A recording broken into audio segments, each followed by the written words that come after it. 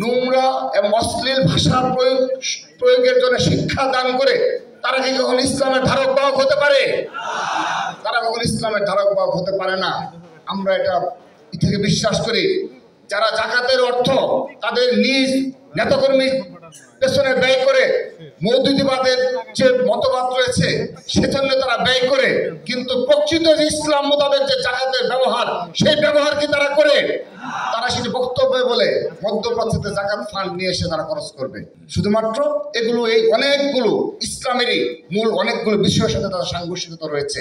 আপনারা সবচেয়ে শিক্ষিত সমাজ, আপনারা সেই বিষয়গুলো আরো পড়াশোনা করে আপনারা সেই বিষয়গুলো সাধারণ শিক্ষার্থীদের মাঝে এই ধর্মের নামে যেভাবে আজকে বাংলাদেশে একটি উগ্রবাদী শক্তি উত্থানের জন্য তারা প্রচেষ্টা চালিয়েছে।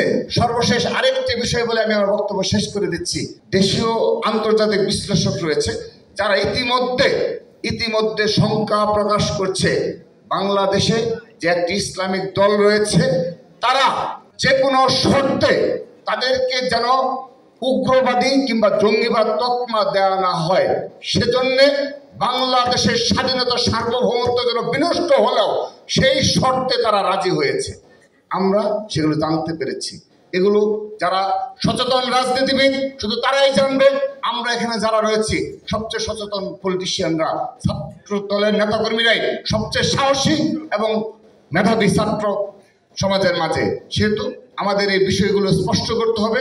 বাংলাদেশ যেন আবারও কোনো ঝুঁকির মাঝে যেন না পড়ে, আমাদের স্বাধীনতা সার্বভৌমত্ব যেন বিনষ্ট যেন না হয়, কেউ যেন শুধুমাত্র ক্ষমতার স্বার্থে, ক্ষমতায় লাভের স্বার্থে বাংলাদেশের স্বাধীনতা সার্বভৌমত্ব বিকিয়ে না দেয়।